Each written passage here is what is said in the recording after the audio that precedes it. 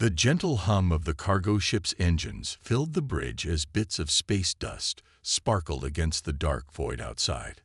Tom sat in his captain's chair, fighting to keep his eyes open during another boring night shift. The small crew of the transport ship Lucky Star had been hauling machine parts between colonies for 3 weeks now, and every day felt the same as the last. The ship's computer suddenly beeped, pulling Tom from his sleepy thoughts. A small light flashed on his screen, showing something floating ahead of them. At first he thought it was just another piece of space junk. There was plenty of that between the colonies. "Jack, are you seeing this?" Tom called out to his first officer, who was checking systems at the other end of the bridge. Jack walked over, his boots making soft thumping sounds on the metal floor. He leaned over Tom's shoulder, squinting at the screen. "Looks like a pod of some kind. Could be valuable." Tom zoomed in the ship's cameras. The object was roughly the size of a small car, its surface covered in strange markings that didn't look like any human writing he'd seen before. Most interesting was the soft blue glow coming from a small window in its side. "Should we bring it aboard?" Tom asked, already knowing what his first officer would say. "Captain, you know the rules. Unknown objects need to be reported and left alone. Could be dangerous." Jack crossed his arms, trying to look serious. But Tom had a feeling about this one. In his 15 years of space travel, he'd learned to trust his gut. Look at those markings. This isn't just space junk. Someone made this. Someone might need help. Before Jack could argue more, Tom called the ship's medical officer. "Anne, meet us in the cargo bay. We're bringing something aboard that might need checking out." The Lucky Star's mechanical arm extended slowly, carefully pulling the mysterious pod into the ship's cargo bay. As the airlock cycled and the room pressurized, Tom, Jack, and Anne stood waiting in their protective suits, just in case. The pod looked even stranger up close.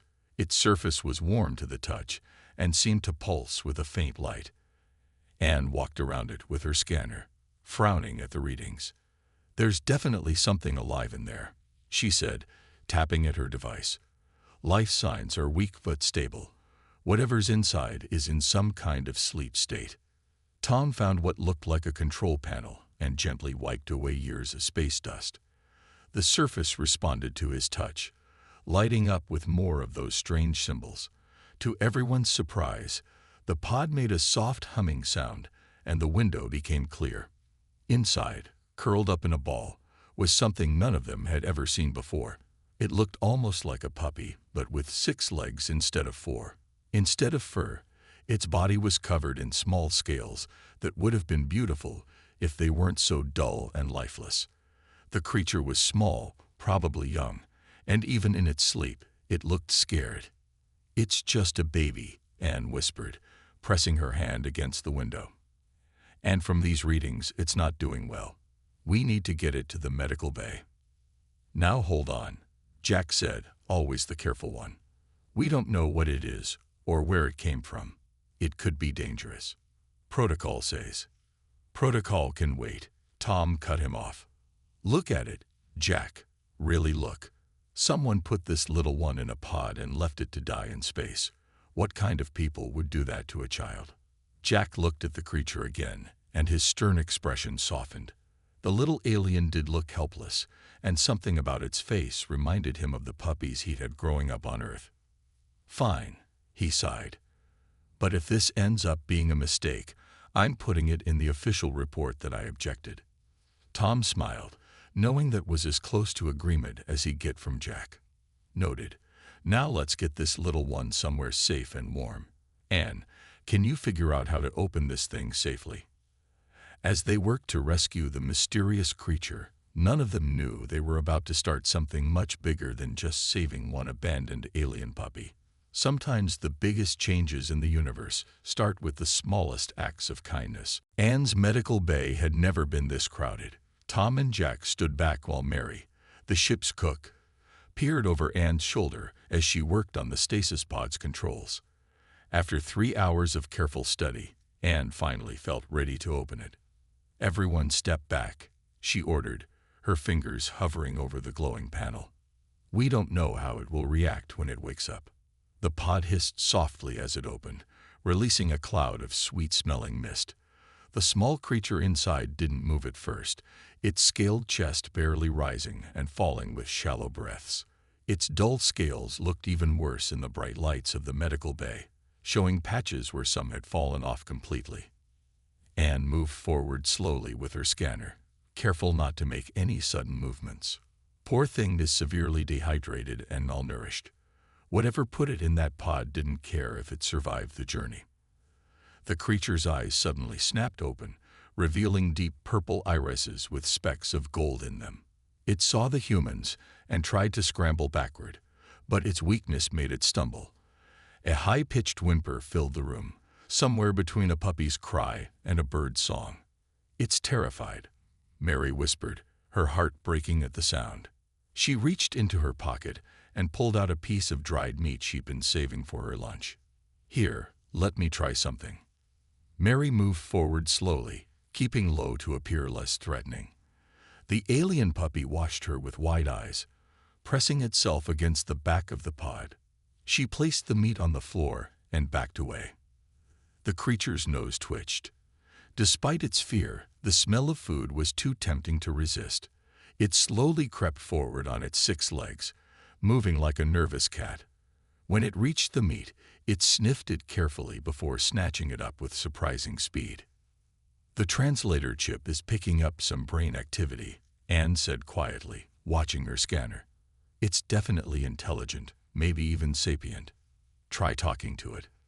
"Hey there, little one," Mary said softly, staying where she was. "You're safe now. Nobody here is going to hurt you." The creature's head tilted slightly, its ears, or what looked like ears, twitching as the universal translator processed the words. It made a series of musical chirps and trills. The translator crackled to life. "Hurt.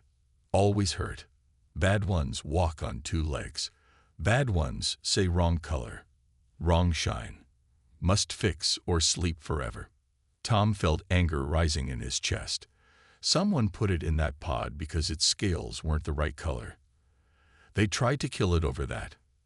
The puppy flinched at Tom's angry tone, trying to make itself smaller. Mary shot Tom a warning look before turning back to their guest. "You're not wrong," she said gently. "Your colors are beautiful. Would you like some more food?" More chirps. "Food safe. Not sleep medicine." "No sleep medicine," Mary promised. "Just good food to help you get strong again." The creature took a hesitant step toward Mary, then another. Its legs were shaking from weakness, but determination showed in its eyes. When it finally reached her, it carefully sniffed her hand before letting out a soft trill. "Warm," the translator said, "like Mother was, before wrong color came." Mary felt tears in her eyes, but kept her voice steady. "Would you like to come with me to the kitchen? I have lots of warm food there. And maybe after you eat, Anne can help make you feel better." The puppy looked at each human in turn, its intelligent eyes studying them carefully. It seemed to sense something different about these 2-legged creatures compared to the ones it knew before. "Not bad ones?" it asked through the translator. "No," Mary said firmly. "We're the good ones, and you're going to be okay now." The alien puppy pressed itself against Mary's leg, its body trembling but its fear slowly fading. For the first time since they'd found it, its dull scales showed the faintest glimmer of light. "Stay with good ones," it decided. "Stay with warm ones." As Mary helped their new guest to the kitchen, followed by a worried Anne with her medical scanner, Tom and Jack shared a look. They both knew their simple cargo run had just become something much more complicated and much more important. 3 days had passed since they rescued the alien puppy from the pod. Mary had taken to calling it Star, because of the way its scales would sometimes catch the light and sparkle, even if they were still mostly dull. The name seemed to make the creature happy, and it responded to it well. Star was sitting in the ship's common room, carefully eating small bites of synthesized protein that Mary had prepared. The crew had discovered that Star could eat most human foods, though Anne insisted on running tests on everything first. The little alien was already looking healthier, with some of its missing scales starting to grow back. The translator's been analyzing its speech patterns, Anne said, showing Tom her datapad. It's getting better at understanding Star's language. We might be able to learn more about where it came from. Tom sat down on the floor near Star, keeping a comfortable distance. The alien still got nervous when people stood over it. Star, can you tell us about your people? About where you came from? Star's ears drooped, but it didn't try to run away like it had the first few times they'd asked questions. Through the translator, its musical chirps became words. Come from the bright places, where all shine like stars should. My kind are Lumini. All must shine, all must glow. But Star born wrong. Star scales dark. The Lumini. Jack had been reading through the ship's database. I've heard stories about them. They're supposed to be one of the most advanced species in the outer sectors. But nobody trades with them directly. They're too particular about who they deal with. Star made a sad trilling sound. Mother and father said Star brings shame. Not perfect like others. Elders say Star must go to sleep pod. Make Star perfect or make Star go away. The alien's voice through the translator became very quiet. They put burning medicine in Star. Said would fix colors. Only made pain. Mary had to stop herself from rushing over to hug Star. They'd learned that sudden movements still scared their guest. They hurt you because your scales weren't bright enough. That's horrible. All Lumini must be perfect, Star explained. Wrong ones go to sleep. Wrong ones disappear. Its purple eyes looked at each human in turn. Why humans help wrong one? Why humans not want perfect? Tom moved a little closer, speaking softly. Where we come from, nobody has to be perfect. Being different isn't wrong. It's what makes everyone special. And hurting someone because they're different is one of the worst things you can do. Star processed this idea, its head tilting in confusion. But Star not shine. Star not beautiful like should be. You are beautiful, Mary insisted. Your scales might not glow like others, but they sparkle in their own way. And what matters isn't how bright your scales are. It's who you are inside. The alien's translator was silent for a long moment. Then, inside Star is afraid. Afraid of going back. Afraid of sleep pod. Afraid of burning medicine. It paused again. But inside Star also feels warm now. Safe with humans. Even if humans look strange with only 4 legs. That made everyone laugh, and Star's ears perked up at the sound. The crew had noticed that Star seemed fascinated by human laughter. Well, you're safe with us now, Tom said firmly. We won't let anyone put you in a sleep pod again. You can stay here as long as you want. Stay with warm ones. Star agreed, using the same phrase from its first day. But then it added something new. Stay with family. Mary wiped tears from her eyes. Yes, Star. If you want us to be your family, we'd like that very much. Star's scales caught the light then, and for just a moment, they seemed to glow with their own soft light. It wasn't the brilliant radiance that the Lumini demanded, but to the humans watching, it was perfect just as it was. The moment was interrupted by the ship's computer announcing an incoming transmission. Jack checked the source, and his face went pale. Captain, he said, his voice tense. It's a Lumini ship. They're asking to speak with us. At the first sound of the Lumini transmission, Star had hidden under the kitchen counter, shaking.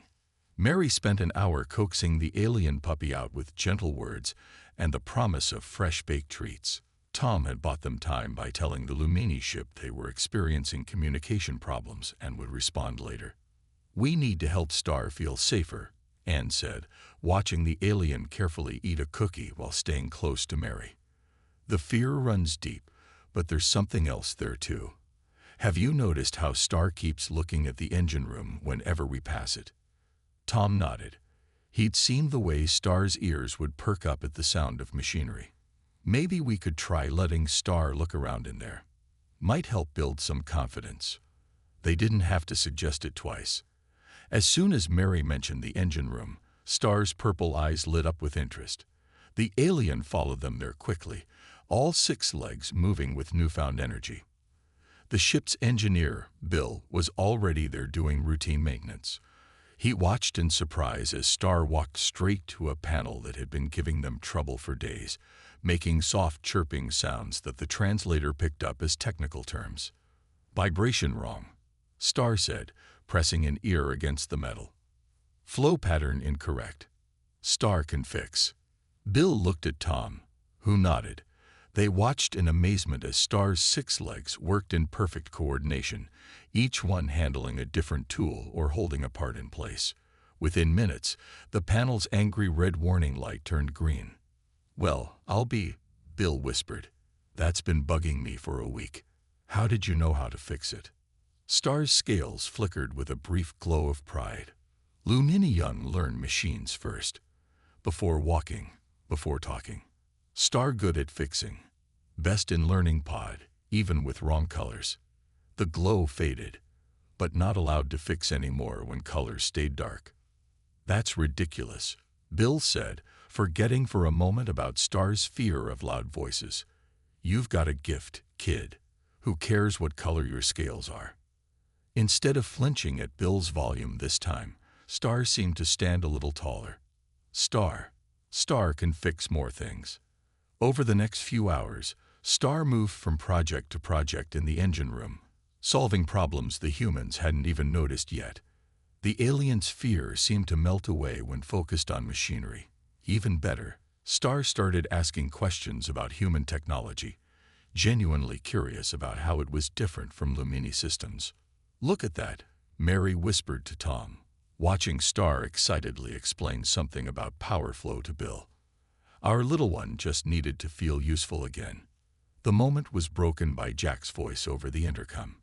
"Captain, the Lumini ship is getting insistent. They're demanding to know why we're not responding." Star's ears dropped and the alien pressed against Mary's legs. But this time, there was anger mixed with the fear. "Bad ones want Star back. Want more burning medicine and sleep pod." Tom knelt down to Star's eye level. "Nobody is taking you anywhere you don't want to go. This is your home now, if you want it to be. And family protects each other." "Family," Star repeated, the translator carrying a note of wonder in the word. Then, surprisingly, Star walked over to the engine room's main console. "Star can help protect too. Star knows Lumini ships, knows how they work." The alien scales began to glimmer faintly, not with the harsh bright light of the Lumini, but with a softer, warmer glow that seemed to come from within. 6 legs moved confidently across the controls as Star began explaining Lumini ship weaknesses and blind spots in their sensor systems. Tom smiled, watching their newest crew member transform from a scared refugee into a determined survivor. Star might have been abandoned for not being perfect, but the little alien had found something better than perfection. Star had found belonging. "All right then," Tom said, standing up. "Let's show the Lumini what happens when they mess with our family." The Lumini ship hung in space like a crystal chandelier, its hull gleaming with pulsing lights that made the lucky Star look dull in comparison. Tom stood on his bridge, trying to keep his voice steady as the alien commander's image filled their main screen. The Lumini commander was humanoid, but their skin seemed to be made of living light. Their voice came through the translator with a cold, musical tone. "We detected our property aboard your vessel. Return the defective specimen immediately." "Property?" Tom's hands gripped his chair. "We found an abandoned child in a stasis pod. Where I come from, abandoning children is a crime." The commander's light skin pulsed with what might have been annoyance. "The specimen was scheduled for genetic purification. Its continued existence brings shame to the Lumini. We will pay you compensation for your trouble, but it must be returned." In the engine room, Star worked quickly with Bill, making small but important changes to the ship's systems. The alien puppy's paws moved with purpose now, fear replaced by determination. Star had explained that Lumini ships couldn't track vessels through certain energy patterns, patterns Star knew how to create. Back on the bridge, Mary stepped forward. What do you mean by genetic purification? The specimen scales lack proper luminescence. This indicates a fatal flaw that must be corrected or eliminated. It is our way. The commander's tone suggested they were being very patient with lesser beings. The specimen will be treated humanely. Either the flaw will be corrected, or it will be allowed peaceful termination. Peaceful termination. Jack couldn't stay quiet anymore. You mean murder? You're talking about murdering a child because their scales aren't bright enough. The commander's glow turned harsh. You do not understand our ways. The Lumini must maintain perfection. Each generation must be brighter than the last. The specimen you harbor threatens thousands of years of careful genetic selection. Tom stood up. The specimen has a name. Star is a living, thinking being who can fix machines better than anyone I've ever seen. Star is part of my crew now, part of my family. Family. The word seemed to confuse the commander. It is defective. It brings shame to any group it joins. Return it now, or there will be consequences. In the engine room, Star's ears lifted. Through the ship's internal sensors, the alien puppy had heard everything. Star looked at Bill, purple eyes filled with a new emotion, pride. Star not defective, the alien said quietly. Star is family. The Lumini commander's image flickered as Star's modifications began taking effect.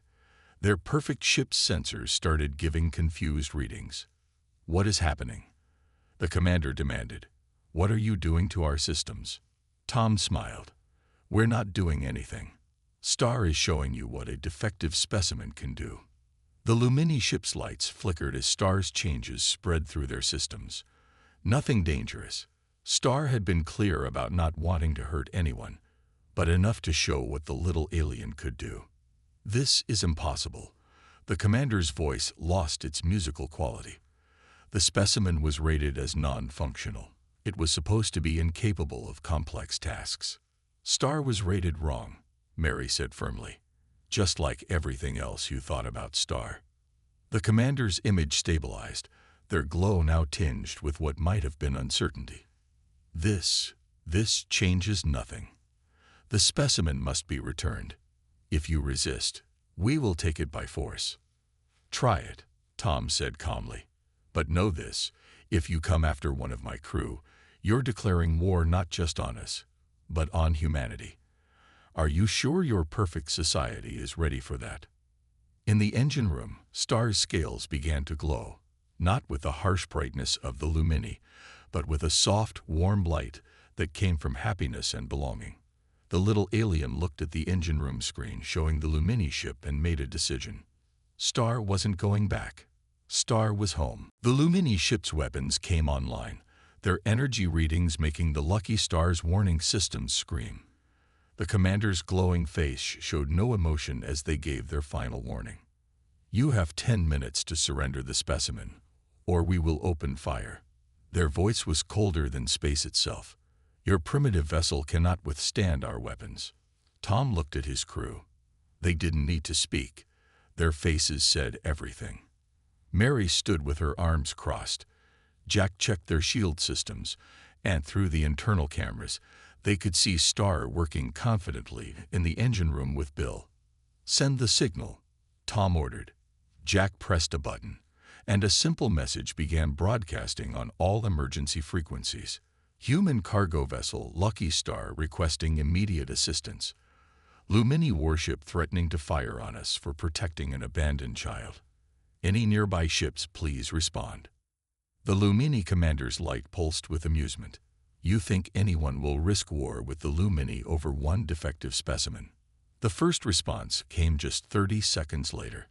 A small mining vessel jumped into view. Its weapons may have been simple, but they were already aimed at the Lumini ship. Then came 3 trading ships, their captains announcing their support on open channels. Within 5 minutes, the space around them was filling with vessels of all sizes. This is Captain Rodriguez of the Earth Defense Force. A new voice cut through all channels as a military ship twice the size of the Lumini vessel appeared. We received your distress call. Please explain why you're threatening a civilian cargo ship. The Lumini commander's glow flickered with the first signs of worry. This is an internal Lumini matter. These humans are harboring a defective specimen that must be returned for proper processing. Processing. Another ship jumped in, this one belonging to the Mars Trading Coalition. We heard the whole transmission. You're trying to kill a child because their scales aren't bright enough. That's not happening in human space. More ships kept appearing. Family vessels, cargo haulers, even a few alien ships from species who had their own reasons to dislike Lumini perfectionism. Star watched through the ship's cameras, purple eyes wide with wonder. They come for Star. The alien puppy asked Bill, ears twitching in confusion. But Star not shine bright. Star not perfect. No, Bill smiled, patting the console Star had fixed earlier. They're coming because it's the right thing to do. Humans might not be perfect, but we protect our own. And you're one of us now. The Lumini commander faced Tom again, their glow dimmed with what might have been fear. You would risk interstellar war over this. The Lumini are one of the most powerful species in the galaxy. No, Tom said calmly. You're threatening war because you can't handle the idea that different doesn't mean worse. Look around you. All these ships came to protect one child. Not because they had to, but because they chose to. That's real power. Star's voice came through the ship's comm system, the translator carrying a new strength in its tone. Star chooses to, chooses family, chooses fixing things instead of breaking them, chooses humans who love instead of Lumini who hurt. The commander stared at their sensor readings as even more ships arrived. Their perfect weapon systems were useless against such numbers, and now other species were witnessing their actions. The political damage would be enormous. This is not over, they said finally, their ship's weapons powering down. The Council will hear of this defiance. Good, Tom replied. Tell them everything. Tell them how hundreds of ships came to protect one defective child. Tell them what that says about their perfect system. As the Lumini ship retreated, the surrounding vessels erupted in cheers and messages of support. In the engine room, Star's scales began to glow brighter than ever before, not with the harsh light of Lumini perfection, but with the warm radiance of being part of something bigger than yourself. The little alien who wasn't perfect had found something better. A whole galaxy of imperfect beings willing to stand together for what was right. The Lumini ship's weapons came online, their energy readings making the Lucky Star's warning systems scream.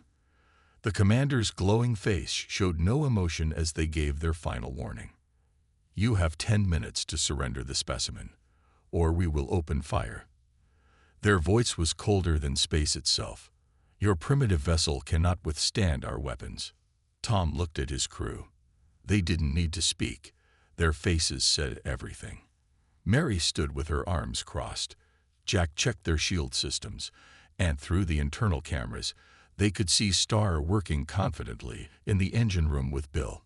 Send the signal, Tom ordered. Jack pressed a button, and a simple message began broadcasting on all emergency frequencies. Human cargo vessel Lucky Star requesting immediate assistance. Lumini warship threatening to fire on us for protecting an abandoned child. Any nearby ships, please respond. The Lumini commander's light pulsed with amusement. You think anyone will risk war with the Lumini over one defective specimen? The first response came just 30 seconds later. A small mining vessel jumped into view. Its weapons may have been simple, but they were already aimed at the Lumini ship. Then came 3 trading ships, their captains announcing their support on open channels. Within 5 minutes, the space around them was filling with vessels of all sizes. This is Captain Rodriguez of the Earth Defense Force. A new voice cut through all channels as a military ship twice the size of the Lumini vessel appeared. We received your distress call. Please explain why you're threatening a civilian cargo ship. The Lumini commander's glow flickered with the first signs of worry. This is an internal Lumini matter. These humans are harboring a defective specimen that must be returned for proper processing. Processing. Another ship jumped in, this one belonging to the Mars Trading Coalition. We heard the whole transmission. You're trying to kill a child because their scales aren't bright enough. That's not happening in human space. More ships kept appearing. Family vessels, cargo haulers, even a few alien ships from species who had their own reasons to dislike Lumini perfectionism. Star watched through the ship's cameras, purple eyes wide with wonder. They come for Star. The alien puppy asked Bill, ears twitching in confusion. But Star not shine bright. Star not perfect. No, Bill smiled, patting the console Star had fixed earlier. They're coming because it's the right thing to do. Humans might not be perfect, but we protect our own. And you're one of us now. The Lumini commander faced Tom again, their glow dimmed with what might have been fear. You would risk interstellar war over this. The Lumini are one of the most powerful species in the galaxy. No, Tom said calmly. You're threatening war because you can't handle the idea that different doesn't mean worse. Look around you. All these ships came to protect one child. Not because they had to, but because they chose to. That's real power. Star's voice came through the ship's comm system, the translator carrying a new strength in its tone. Star chooses chooses family, chooses fixing things instead of breaking them, chooses humans who love instead of Lumini who hurt. The commander stared at their sensor readings as even more ships arrived. Their perfect weapon systems were useless against such numbers, and now other species were witnessing their actions. The political damage would be enormous. This is not over, they said finally, their ship's weapons powering down. The council will hear of this defiance. Good, Tom replied. Tell them everything. Tell them how hundreds of ships came to protect one defective child. Tell them what that says about their perfect system. As the Lumini ship retreated, the surrounding vessels erupted in cheers and messages of support. In the engine room, Star's scales began to glow brighter than ever before, not with the harsh light of Lumini perfection, but with the warm radiance of being part of something bigger than yourself. The little alien who wasn't perfect had found something better. A whole galaxy of imperfect beings willing to stand together for what was right. 3 months had passed since the standoff, and the Lumini society was changing faster than anyone had expected. The Lucky Star had just docked at another space station, this one filled with young Lumini who had come out of hiding. Star walked confidently through the station's corridors on all 6 legs, leading a group of Lumini children. Some had dull scales like stars, others sparkled in rainbow colors, and a few didn't shine at all. But none of them were hiding anymore. See, humans not care about colors, Star explained to them through the translator. They care about what you can do, who you are inside. The alien puppy stopped at a large window, pointing at the ships outside. Look at all the different ships. Different sizes, different shapes. All work together. All important. Tom watched from a distance with Mary and Jack, smiling as Star showed the young ones around. Their little alien had grown so much, becoming a bridge between 2 cultures. Hard to believe that's the same scared puppy we found in a pod, Jack said, shaking his head. Star's braver than most adults I know. A group of young Lumini protesters walked past them, carrying signs written in both their language and human standard. Their scales glowed with all sorts of patterns and colors, the exact things their society had once tried to eliminate. They were chanting something that the translator turned into different lights, same hearts. The station's news screen showed scenes from the Lumini homeworld. The old council had been forced to step down after mass protests. Younger Lumini were taking their places, many of them parents who had secretly saved their imperfect children from processing. Star called out a small voice, a tiny Lumini child whose scales shifted between colors like an Earth aurora approached them. Is it true you fixed a human ship? Can you teach me? Star's scales glowed warmly. Of course. Humans let everyone learn, everyone help. Come to engine room, Star will show you. More young Lumini gathered around as Star led them to a training area the station had set up. There were humans there too, engineers and teachers working together with Lumini children who had been told they were worthless. Bill was already in the training area, showing a group how to work with human technology. "Look who's here," he called out. "Our best engineers brought some new students." The young Lumini crowded around Star, asking questions about machines and humans, and what it was like to live on a ship. Star answered them all patiently, remembering how scared and confused they had been just a few months ago. Mary nudged Tom and pointed to Star's scales. They were glowing brighter than ever, but it wasn't the harsh light of Lumini perfection. It was a warm, gentle glow that seemed to spread to the children around them. "You know what's amazing?" Mary said softly. "Star's scales didn't change. The way we see them did. They were beautiful all along." A message flashed on the station's screens. Another Lumini ship had arrived, carrying more children they'd saved from processing. This was happening more and more now. The old fear was being replaced by hope. "Star," Tom called out, ready to go help the new arrivals. Star looked up from the engine demonstration, purple eyes bright with purpose. "Yes, new ones need to see it's okay to be different. Need to know they're safe now." As they walked to the arrival area, Star told the young Lumini about being found in the pod, about the humans who became family, about hundreds of ships coming to help one small alien puppy. "But why?" one of them asked. "Why did humans help?" Star stopped and looked at their scared faces, remembering their own fear from not so long ago. "Because humans know something Lumini forgot. Perfect not important. Kind is important. Brave is important. Family is important." Star's scales pulsed with a gentle light that seemed to touch each of the young ones. "And now we show others. Show them different is good. Different is strong. Different is beautiful." The old Lumini society of harsh light and rigid perfection was fading. In its place, a new culture was growing, one that glowed with all the colors of hope. 1 year had passed since they found that lonely pod floating in space. The lucky Star was approaching Earth for the first time since their adventure began. Tom stood on the bridge, watching Star explain Earth's orbital patterns to 3 young Lumini they were transporting to their new homes. The ship's cargo hold was no longer filled with machine parts. Instead, it carried supplies for the new Lumini integration centers being built across human space, places where different Lumini children could find safety and learn to be themselves.